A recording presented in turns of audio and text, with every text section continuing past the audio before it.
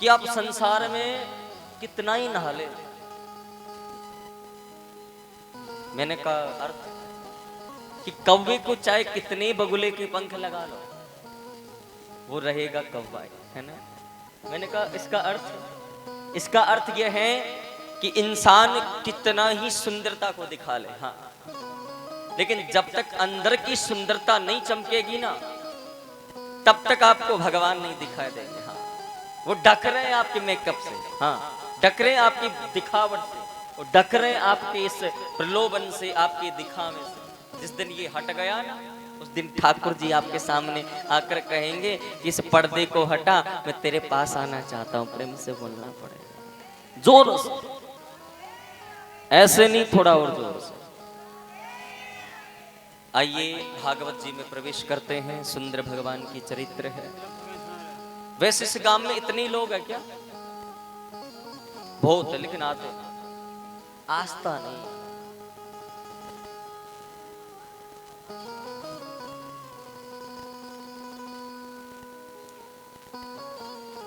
अच्छा, एक बात बताऊं आपको, मेरी एक चीज याद आई है। श्री रामचरितमानस कहते हैं, क्या कहते हैं, जो गोस्वामी जी ने लिखी। जो बिजी उसकी बात अलग है, जो काम से व्यस्त है उसकी बात अलग है, भाई वो तो सब रहता है। परंतु मेरी माँ, उसके अलावा जो जीव आलकसियों की तरह पड़ा, हाँ, उसके लिए तुलसीदास जी चौपाई लिखते हैं श्री रामचरितमानस में। जिन हरि कथा सुनी नहीं काना, जिन हरि कथा सुनी नहीं काना, श्रवण रंध्र अहि भवन समाना।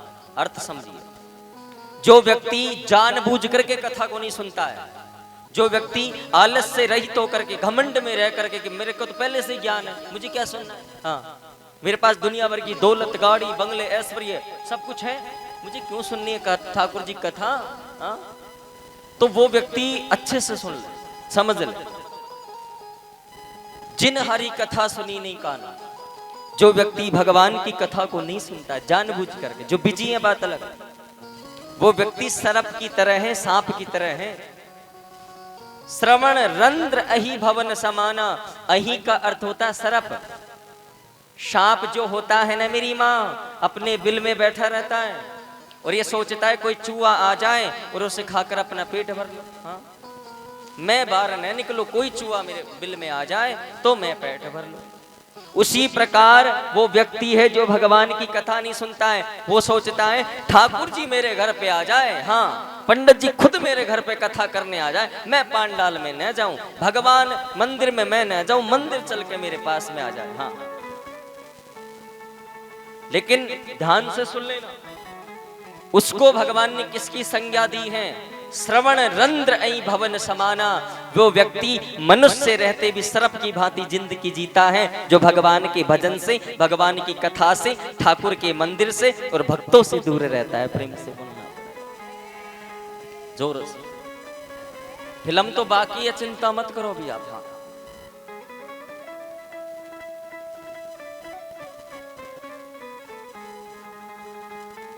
आइए भागवत का पावन पवित्र श्रवण पान करते हैं।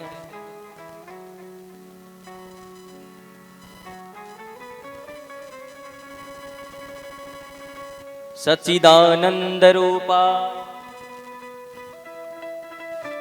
विषपोतपत्यादि हेतवे तापत्रय विनाशाय श्री कृष्णाय वयं नमः। भागवत में भगवान के रूप सुन लीजिए, माता जी गौर करके सुनो आप। और मैं तो आपको बहुत सरल और नॉर्मल भाषा में बात बता रहा हूं। भक्तों, वैसे भगवान के एक रूप नहीं है, भगवान अनेक रूप में है। हरि पूजाऊं छोड़ के संतन मिलियो जाए, अरे ना जाने किस भेष में नारायण मिल जाए। जरूरी थोड़ी है शंख चक्र गदा पद्माभूषण भगवान लेकर प्रकट हो, नो, एनी वेस किसी भी रूप में भगवान आ सकते हैं। इसलिए अलर्ट रहो, तैयार रहो।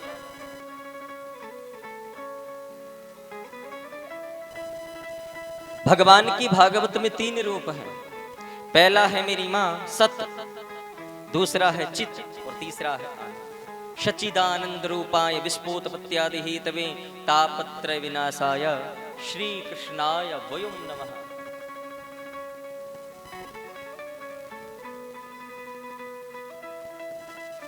अगर भागवत सुननी है तो 3 चीजें अपने अंदर बिठा लो। पहला भक्ति, पहला क्या? भक्ति। दूसरा ज्ञान और तीसरा वैराग्य। भक्ति, ज्ञान और वैराग्य में सबसे बड़ा क्या है? भक्ति। और भक्ति होती है 9 प्रकार की। कितने प्रकार की? जिसको नींद आए वो अलर्ट रहे ना। मैं पहचान लेता हूं, हाँ, दूर से पहचान लेता हूं इंसान को जिसको नींद आने वाली है। सो कोई दिक्कत नहीं कि पांडाल में सो, हम कूलर पंखा लगवा देंगे और कोई दिक्कत नहीं, लेकिन सो यहीं सो घर पे। भक्तों, भक्ति सबसे पहले है भक्ति जो नारद जी को मिली थी। नारद जी एवं भक्ति रीति ख्यातो इमो में तन्यो मतो ज्ञान वैराग्य नामानो काल योगिन जर्जरो। भक्ति के 2 पुत्र हैं। भक्ति के कितने बेटे हैं? 2। एक का नाम है ज्ञान और वैराग्य। समझिए कथा क्या है भक्ति ज्ञान की। भक्ति क्या है? पूजा पाठ भजन भाव सेवा, ये क्या है? भक्ति। पूजा पाठ भजन सेवा ये भक्ति है मेरी। ये करने से क्या होता है? ज्ञान का जन्म होता है। किसका जन्म होता है? ज्ञान का, बुद्धि का जन्म होता है। और जिसके अंदर बुद्धि का जन्म हो जाता है वो व्यक्ति ये जान लेता है कि ये मेरा है कि नहीं, ये अपने हैं या पराये हैं, ये अच्छा है या बुरा है, आगे जाकर क्या होने वाला है, वो व्यक्ति जान लेता है। पर कब जानेगा? जब वो सेवा करेगा तो उसके अंदर ज्ञान जन्म लेगा। ज्ञान कहाँ जन्म लेगा? दिमाग में। भक्ति किससे होगी? हाथ पांवों से, हाँ, सेवा से। और ज्ञान कहाँ जन्म लेगा? दिमाग में। और दिमाग में जब ज्ञान जन्म ले लेगा तो आपका दिमाग ही तो बताता है कि ये अच्छा है बुरा है, ये भला है ये अच्छा है? तो फिर आप क्या करने लग जाओगे? त्याग करने लग जाओगे कि ये गलत चीज, इसका छोड़ देना चाहिए। ये 3 चीजें आपके अंदर हैं तो उसको नारद नहीं, उसको भगवान साक्षात मिलते हैं। ध्यान से सुन लेना। आपका ज्ञान बूढ़ा हो चुका है, आपकी भक्ति बूढ़ी नहीं है। भक्ति कभी बूढ़ी नहीं होती है। हाँ, 100 साल की उम्र में 100 माला जपो फल वही मिलेगा। 10 साल की उम्र में जपो फल वही मिलेगा। बूढ़ा क्या हो गया है? आपका ज्ञान। बूढ़ा क्या हो गया है? आपका ज्ञान और आपका त्याग बूढ़ा हो गया है। अब मन नहीं करता बस पैसा देने का किसी को, अब मन नहीं करता है भजन करने का। इसलिए भक्ति जवान रखो प्यारे। जिस व्यक्ति के पास ये 3 चीजें हैं वो व्यक्ति संसार में सबसे अटल होता है। और भक्ति होती है 9 प्रकार की। कितने प्रकार की? 9 प्रकार की है।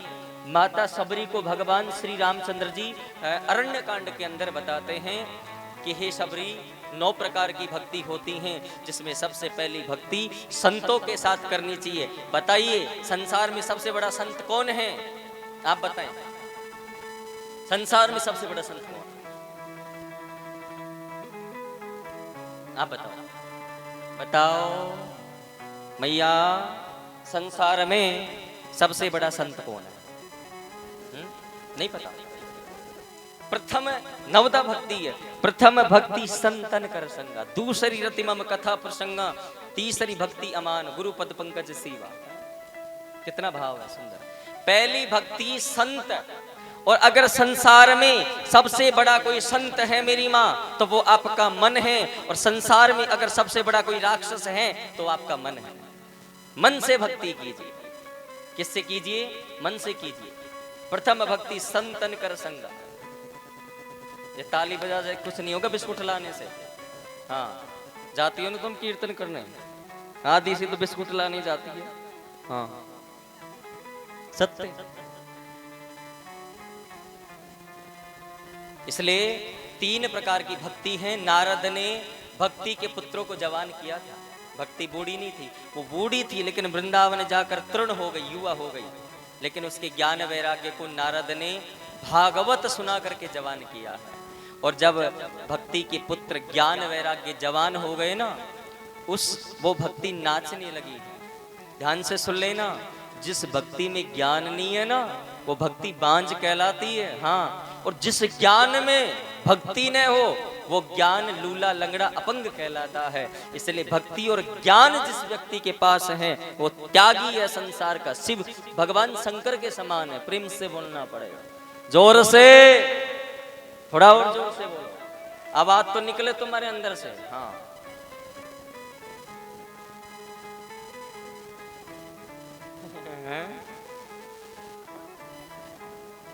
ना ना, माइक से नहीं बोल। आइए भक्तों,